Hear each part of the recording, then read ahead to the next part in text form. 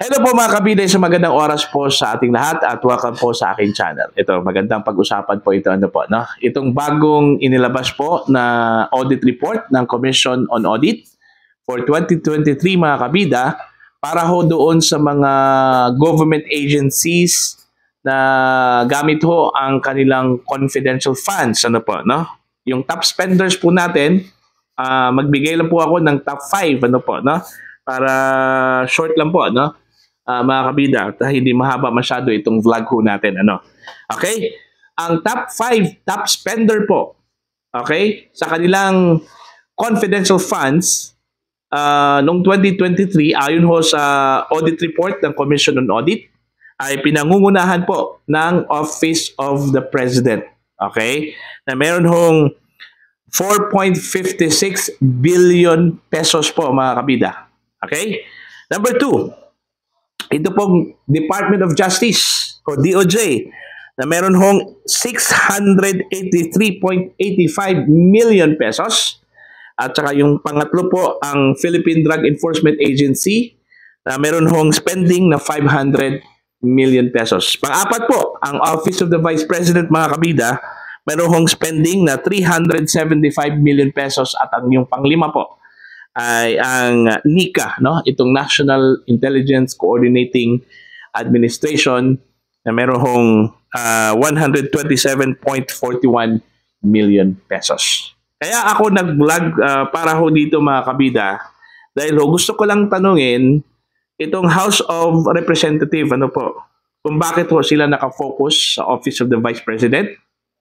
Kung tutuusin po mga kabida, ang OVP ay pang-apat lang po sa top spender, okay, ng kanilang confidential funds. Okay? Any top 6 or 7, wala nga dito yung Department of Education Hindi ho kasali ho dito sa top 5. Okay? Isinali pa rin sa kanilang investigasyon. Okay? Now, ang tanong ko po, bakit hindi ho kayo nakafocus doon sa spending ng Office of the President? Okay? Na meron hong 4.56 billion pesos, mga kabida. Bakit nakafocus kayo doon sa OVP? Dahil ba may mga na-discover kayo na mga iba't ibang mga pangalan na hindi akma doon sa record ng Philippine Statistics Authority na nakapirma daw doon sa mga RERs, okay? Gamit itong confidential funds ng Office of the Vice President at Department of Education. Okay? Ito palang Office of the President. Bakit hindi kayo nagsisiyasa dito? Kung ito bang spending nila ay nasa tamang paggasta ba ng kanilang pondo? At paano ginamit itong pondo ng Office of the President? Okay? Kung tutuusin, sabi ni dating COA Commissioner Rowena Guanzon, kung tutuusin mga kabida, hindi na dapat itong Office of the President magkaroon ng intelligence and confidential funds. Kasi may AFP naman, may PNP naman, At meron naman pong Department of Justice, meron naman pong Bureau of Immigration, meron man pong Bureau of Customs. So ano pang silbi ng confidential funds po ng Office of the President? Okay? Yun po yung nakapagtataka po Dahil ba magkalaban po yung Vice President natin at ang Presidente ng Pilipinas? Yun ba kaya ginipit itong opisina ni Vice President Sara Duterte at mismong si Sara Duterte? Yun po yung tanong. Kasi nung nakita ko itong audit report po ng COA, napakalaki talaga yung spending ng Office of the President. Mantakin nyo mga kabida, 4.56 billion pesos. Kung ikumpara mo dito sa spending lang ng Office of the Vice President na meron lang 375 million pesos. At kung isali natin itong Department of Education, mas mababa pa. Diba? Okay, granting. I-spare ho natin itong presidente ho, opisina ho ng presidente. Itong Department of Justice po, na mas malaki pa yung kanyang spending kumpara ho sa spending ng confidential funds ng OVP. Okay?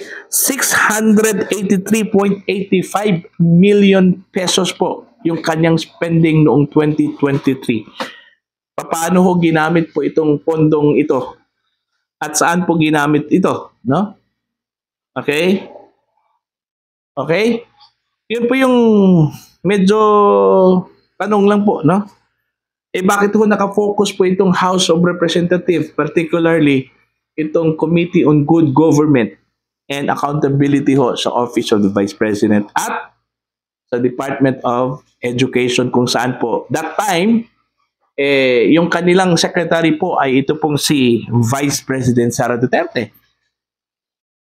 Medyo meron akong naamoy na iba dito mga kabida, ano po, no? Isa ho ba itong uri ho ng pang-aatake, mga kabida, doon ho sa opisina ho ng Vice Presidente? Target ho ba ng gobyernong ito, itong Office of the Vice President, dahil ho medyo merong falling out na po ng kanilang relasyon with the President of the Republic of the Philippines? Diba? Yun man din yung yung tanong ho ng mga ordinaryong tao po, mga kapita no? Kung hindi po ito lumabas, yung COA report ngayon, baka isipin po ng mga tao po siguro mas malaki siguro yung spending ng Office of the Vice President. Yeah? Mantakin nyo yung sinabi ho ng Committee on Good Government, mga kabida. Kaya nga iniimbestigahan ho nila itong confidential fund po ng DepEd o DepEd dahil ho meron hong 125 million pesos na spending within 11 days lang po. Saka mayroon ho silang inilabas po ng mga pangalan na hindi daw akma doon ho sa record ng Philippine Statistics Authority. Ang nakapirma daw doon ho sa RERs ay wala ho daw sa pangalan. Sa listahan ho doon sa Philippine Statistics Authority. Alam naman po natin mga kabida na itong pondo na ginamit ay confidential funds. So, ibig sabihin, confidential in nature, no? Kung si Commissioner Guanzon pa, paano mo i-bulgar o i-bulgar yung kanyang details doon ho sa confidential fund na confidential in nature nga no? Kaya nga, pinayagan po ng Commission on Audit ang sino mang ahensya ho ng gobyerno na meron hong confidential funds, mga kabida, na instead mag-submit ho ng resibo, certificate na lang sa halip. Ano po? No? Dahil ho, hindi pwedeng mag-issue ka ng resibo doon ho sa operations po. Di ba? Sa confidential funds. Halimbawa na lang doon sa sinabi po ni Ombudsman Samuel Martires, mga kabida. Paano mo ho resibuhan yung tao na inutusan mong magmanman doon ho sa isang tao na involved sa kaso na iniimbestigahan po ng Office of the Ombudsman? Paano mo resibuhan yon? Ilalagay mo yung totoong pangalan doon? Hindi yan pwede, mga kabida. Masusunog yan. Diba? Kaya po ng ginagawa po ng AFP, PNP, yung kanilang confidential funds, walang resibo din yun. Hindi pwedeng ilaglag nila yung mga pangalan ho ng mga taong ginamit ho nila para ho maging intelligent o maging agent po, no? Para ho magmanman doon ho sa mga sinususpitsahan ho nila, no? Ganun po din doon sa Office of the Vice President po. Alam naman po natin yung advocacy po ni Vice President Sara, mga kabida. Laban ho sa komunista, laban ho sa mga terorista. Ang kanyang anong tawag dito? Advocacy ho sa DepEd, nung siya po ay DepEd Secretary, na laban ho doon sa mga recruiters, doon ho sa mga bata dyan sa DepEd, para sumali ho dito sa anong tawag ho dito? Makakaliwang grupo. Diba? Di ba yun yung advocacy ho niya kasi infiltrated na daw yung high school ng mga miyembro ho ng New People's Army.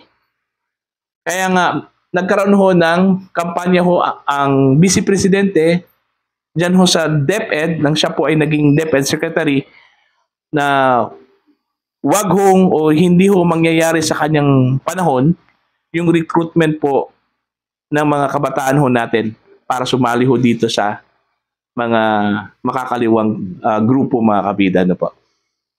Diba?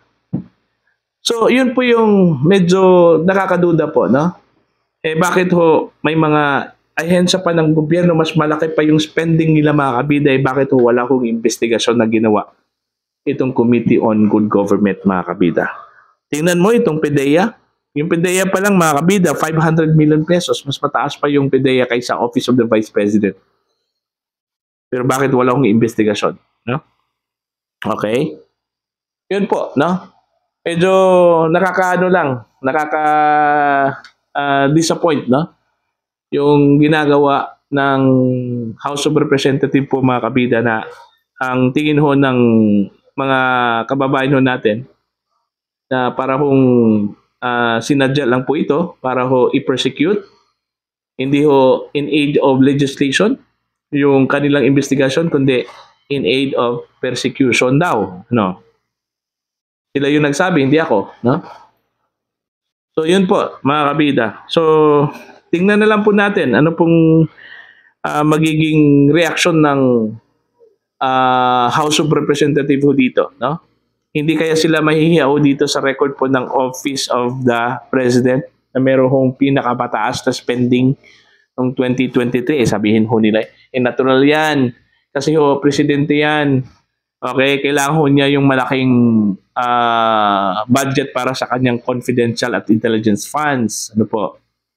Kung tutuusin, mga kabida, sang-ayon ako doon ho sa suggestion po ni Commissioner Guanzon na hindi na ho kailangan ng intelligence at confidential fund itong Office of the President.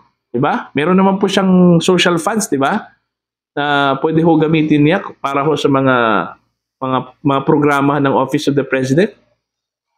Diba? Tsaka pagdating ho ng intelligence and intelligence funds, hayaan na po natin yung AFP at saka PNP, yung NICA, no? Ano pa yung ibang mga ahensya ho ng gobyerno na pwede hong gumamit ho ng intelligence funds. Okay? Pwede yung Department of Justice, all right? Under pa rin yun ng Office of the President. Okay? So yun po, mga kabida, no? Para ho doon sa inyong mga comments, kung anong sa tingin ho ninyo, sa palagay ho ninyo, tama ba yung ginamit o ginasta ng Office of the President, mga kabida, na umabot ho ng 4.56 billion pesos? Please comment down. And sa mga hindi pa po subscribers ng aking channel, please subscribe. Just click the subscribe button and also click the notification bell para updated po kayo sa aking mga uploads. Maraming salamat po sa inyong lahat at God bless po.